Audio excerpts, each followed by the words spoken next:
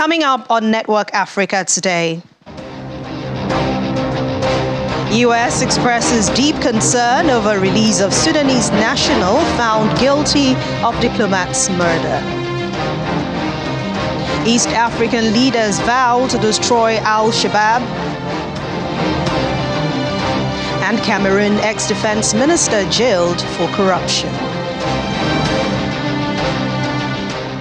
Hello and welcome to Network Africa. I'm Anne Nwawadu. We begin with the news that the U.S. State Department is expressing Washington's concern over the release this week of a Sudanese man facing death penalty in connection with the killing of a U.S. diplomat back in 2008. Abdul Rauf Abdul-Zeid also was found guilty, along with others, in the killing of American John Granville and a Sudanese colleague who both worked for the U.S. Agency for International Development and were killed by gunmen in Khartoum.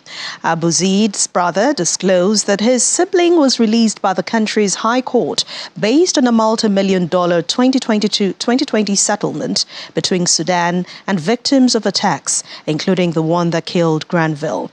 State Department spokesperson Ned Price said in a statement that the assertion that the United States had agreed to his release as part of the settlement was inaccurate. According to a Sudanese legal source related to the case, the money received by Granville's family from the Sudanese government was interpreted by the majority of the court as a release of their right to retribution and the acceptance of blood money.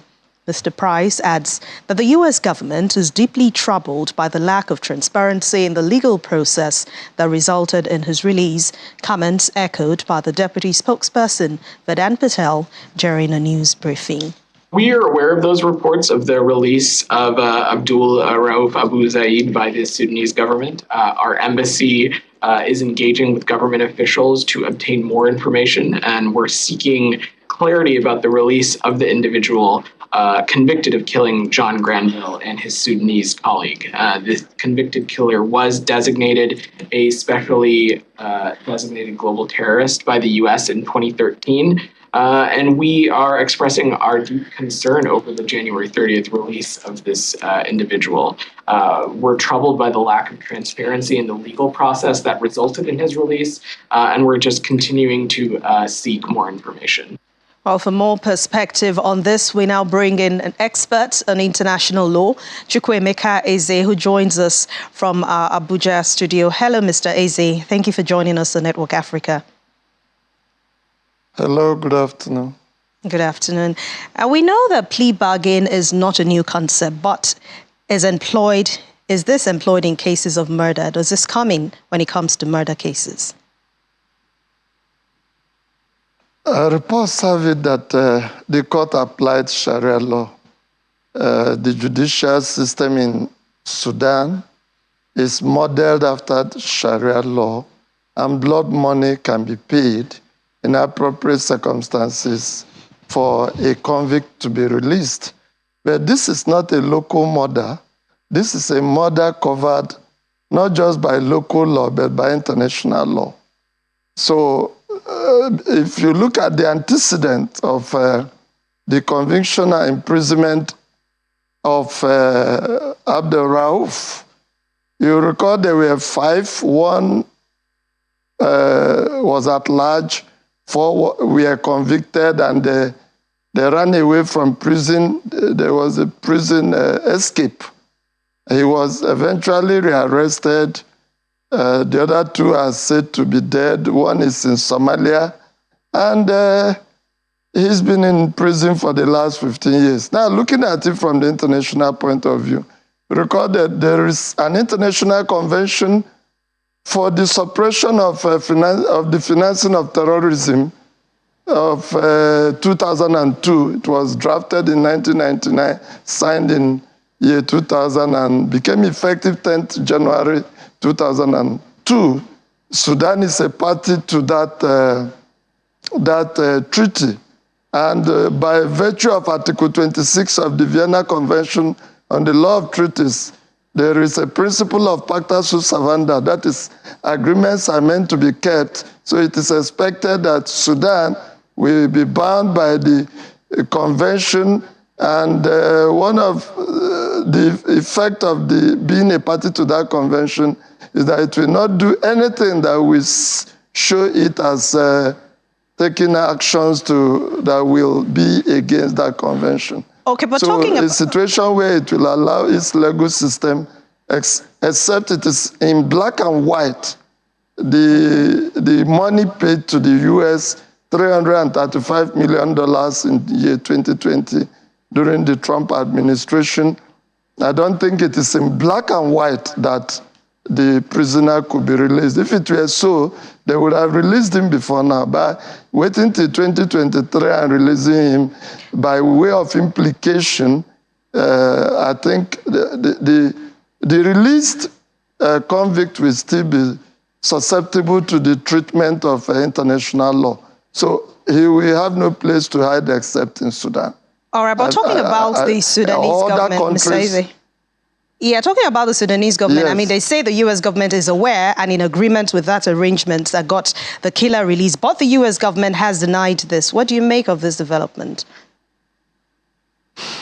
I think the Sudanese government can show by documents that the U.S. actually agreed, but you know, the U.S. sadly collect blood money, and the onus is on the Sudanese government to prove that the U.S. government accepted that situation. And if you read the news reports very well, the court read into the amount paid in 2020 as payment, as blood money that has been paid.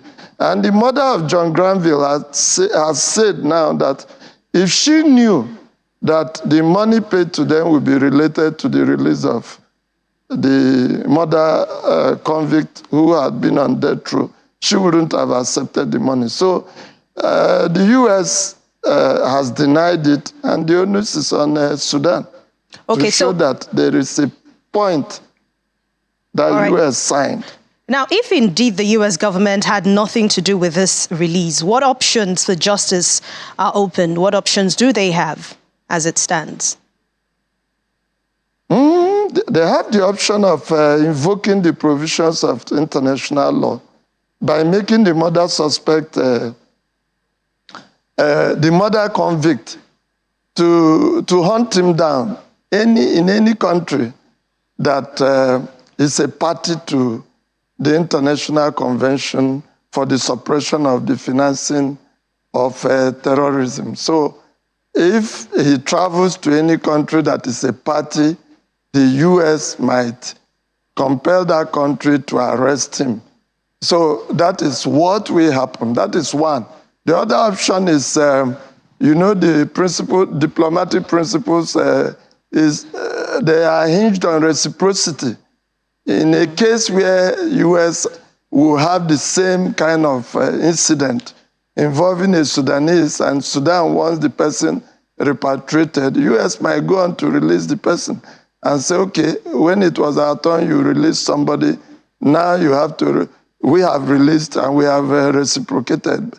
But I think when it comes to do with terrorism, the convict can be safe in Sudan and maybe in Somalia or some other countries that are not parties to that convention, but he will not be safe in about 189 countries that are parties to that convention. Now, would this outcome be acceptable if the family had, as was agreed, relinquished their right to prosecute? Would this outcome have been possible?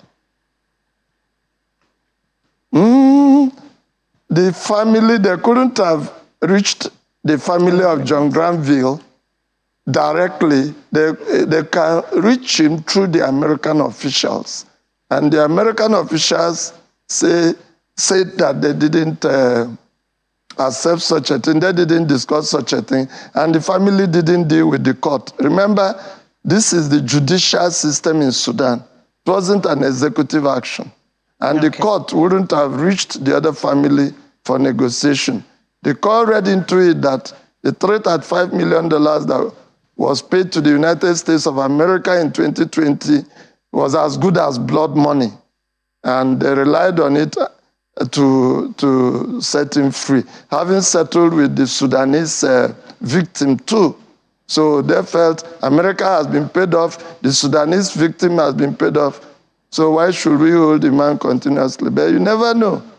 There are things we might not have known, whether the mother convict was a state or holding state secrets that the state felt that they needed to let him go for certain reasons, or they might want to use him for certain reasons. So, all right. But I think it will be evolving with time, because the United States will not leave the matter lying low. Exactly, because we know they won't leave that matter, but we'll see how things turn out, and we'll definitely be asking you more for developments as they come. Thank you very much, expert on international law, Chukwuemeka Eze. Thank you for joining us on Network Africa. Thank you. The UN Refugee Agency, UNHCR, together with 41 international and national partners, have launched the 2023 funding appeal to help assist more than 900,000 refugees in Sudan.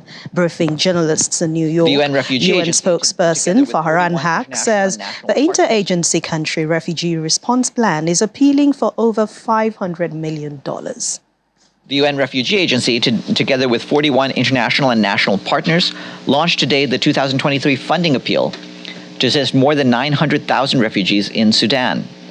The interagency country refugee response plan is appealing for over $500 million. UNHCR underscores that the response plan aims to deliver life-saving assistance while also engaging essential linkages between humanitarian and development actors to promote resilience and to work towards durable solutions.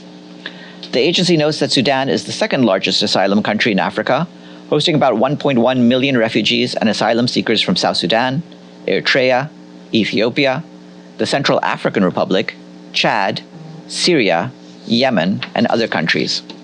The Catholic Church in South Sudan is holding special prayers today for the safe arrival of Pope Francis, who is scheduled to be in the country tomorrow. Pope Francis is currently in the Democratic Republic of Congo, where he celebrated one of his biggest masses on Wednesday, with approximately 1 million attendees in the capital, Kinshasa. The prayers for the Pope's arrival in South Sudan are being held at the mausoleum of former President, that's John Garang in Juba. Meanwhile, the government says that it has deployed 5,000 officers from the army and the police service in the capital city, all to provide security during the Pope's visit. And back in Congo, where the pontiff is completing a 3-day visit, in a message today, Pope Francis asked young people to forge a new future without the ethnic rivalry, corruption, and distrust that have fueled so many bloody conflicts in Africa. Addressing more than 65,000 young people in Mater Stadium, Pope Francis spoke for forgiveness and reconciliation, themes that have dominated his visit to the country where armed conflict has killed and displaced millions of people over the past decades. But his speech today focused on what he called ingredients for the future, struck a more hopeful tone than his previous ones as he spoke of potential new horizons for Congo rather than its bloody past and present. In urging the young people in the packed stadium to do the right thing, Pope Francis asked them not to repeat the mistakes of previous generations. He singled out corruption, which never seems to stop spreading. I tell you, beware of the temptation to point a finger at someone, to exclude another person because he or she is different. Beware of regionalism, tribalism, or anything that makes you feel secure in your own group. A corrupt person, are they dishonest or dishonest? I ask you, are they honest or dishonest? I'll bring you more on the Pope's visit, plus Chad-Israel relations, and Chad is to open embassy in Israel after resuming ties. We'll give you details of that in a moment. Please stay with us.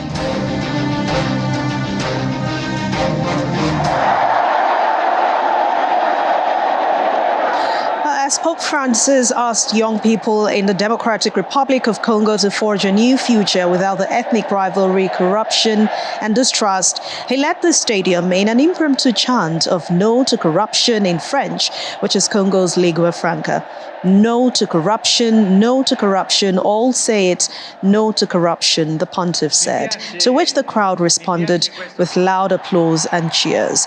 Congo has some of the world's richest deposits of diamonds, gold, copper, cobalt, tin, tantalum, and lithium, but its abundant mineral resources have stoked conflict between ethnic groups, militias, government troops, and foreign invaders. Eastern Congo has also been plagued by violence connected to the long and complex fallout from the 1994 genocide in neighboring Rwanda, which played out along ethnic fault lines. Let's move to Somalia now, where regional leaders have agreed on a joint offensive operation against Islamist militant group Al-Shabaab. The search and destroy operation will boost the momentum built by the government forces, who have made huge gains over the past few months, including recovering territories controlled by Al-Qaeda-affiliated group. A communique signed by leaders of Somalia, Djibouti, Ethiopia, and Kenya says the time-sensitive campaign will prevent any future infiltration and infiltrating elements in the region. It did not provide any details about this operation. Al-Shabaab, which launched mortar shells in Mogadishu ahead of the leaders' meeting, has not responded to a request for comment. The militant group has been fighting since 2006 to topple Somalia's central government and established its own rule based on its strict interpretation of Islamic Sharia law. A court in Cameroon has sentenced a former defense minister to 30 years in prison for embezzling nearly $40 million. Edgar Alain Mebe Ngoo was accused of inflating contracts to buy military equipment from Brazil. His wife, Benedeth, was also found guilty of embezzlement and has handed a 10-year sentence. The court decided to seize many of the defendants' assets, including luxury cars, houses, and land titles. The pair denied wrongdoing, and their lawyers said they would appeal against the verdict at the Supreme Court. Cameroonian journalist Jules Koum, who later died in the road accident, has exposed the corruption allegations. He had done that in 2010. From there to Malawi, where the head of the country's anti-corruption bureau, Martha Chizuma, has been suspended over a leaked piece of audio in which she can allegedly be heard discussing official matters with a person not employed by her office. The comments that she allegedly made could prejudice the trial of people charged with corruption. The audio was leaked a year ago, and at the time, President Lazarus Chakwera said that it was recorded and circulated in a bid to force him to sack her. Ms. Chizuma remained in the job with the president's backing and then went ahead to indict several high-profile officials, including Vice President Saulos Chilima and the cabinet minister, on various corruption-related charges. They have all denied any wrongdoing. On Wednesday, her suspension was announced by the Secretary to Cabinet, Colin Zamba, but some legal experts have questioned the protocol used. President Chakwera's office has not commented on this suspension case. We head to Tanzania, where it has formed a commission to investigate claims that most of the money collected for plea bargain agreements by the public prosecutor is missing, with some allegedly banked outside the country. But back in 2019, the then President John Magufuli amended the criminal laws to introduce, among other changes, a plea bargaining agreement where detained suspects and even convicts bought their own freedom or got lesser sentences. Well, according to Government Audit Office, the Office of the Director of Public Relations, Public Prosecutions had collected at least $21 million by April 2021. During Mr. Magufuli's administration, millions of dollars were squeezed from businessmen who were accused of serious economic crimes in plea bargain deals. The United States has called on Tunisia to show greater democratic inclusion amid a low turnout as recent parliamentary elections. Just 11% of voters took part in a second round of elections that ended on Sunday. State Department spokesman Vedant Patel said the low voter turnout reflects the dire need for the government to engage in a more inclusive path going forward to further expand political participation. Opposition parties boycotted the poll, accusing the president of staging a coup, and that's after he shut down parliament back in 2021, giving himself almost unlimited executive powers. The International Committee of the Red Cross says the improved security in Ethiopia's Tigray region since November ceasefire has now allowed aid to reach some previously inaccessible areas. But however, humanitarian needs remain very urgent. Hospitals in the Tigray region are struggling to deliver care to patients. The two-year war that broke out in Ethiopia in November 2020 between the federal government and forces led by the Tigray People's Liberation Front has created famine-like conditions for hundreds of thousands of people, killed tens of thousands, and displaced millions. The government and Tigray forces agreed to end the hostilities in November, which has allowed additional aid to reach the region and for some services to be restored. However, the destruction of hospitals and looting of ambulances mean medical services are still lacking. There are lots of needs, particularly in the remote areas. And when you do not have phone service and you do not have ambulances and there are no medications, there is absolutely no way you can refer patients that you cannot even treat. When I was in Yechila, I remember the healthcare staff there telling me that they've had patients who really needed to be referred to hospitals like in Adi, which is not very far from Yechila, but they cannot do it because there is no ambulance service, there is no phone service to call the hospital and say, look, we have this case here that needs to. And sometimes when they refer these patients, they say, look, we don't have what it takes to treat you here. Maybe we'll consider sending you somewhere else. The patients just decide to go home because it's not possible. At the Yechila Primary Hospital, located in a part of central Tigray that saw intense fighting, the walls are riddled with bullets and supplies are short. You can see how much damage happened to our hospital. We've tried to make inventory of how much damage happened to our hospital. It is more than 90 million Ethiopian birr. They tried to damage and loot, so we are suffering with lack of supplies. So we are managing to give what we have in our hearts. But that's not enough, because seeing patients who come to be treated die in your hands is very painful. The ICRC says the Ethiopian Red Cross Society has not yet fully resumed services across Tigray because of a lack of supplies and the destruction of equipment. Out of 250 ambulances it operated in Tigray before the conflict, only 82 remain, and many of those are not active. Chadian President Mahamat Deby announced today that he will inaugurate an embassy in Israel that will build on bilateral relations established 5 years ago. Deby announced the plan as he began a visit to Israel, and Israeli officials said the Muslim-majority African country's embassy will be in Tel Aviv area. Having returned to power last month, Israeli Prime Minister Netanyahu has vowed to expand the circle of Arab or Muslim countries that recognize Israel, even as he contends with a deepening and violent stalemate with the Palestinians. Communicating via video, Mr. Netanyahu told Mr. Deby that Israel sees in Chad tremendously important relations with a major country in the heart of Africa.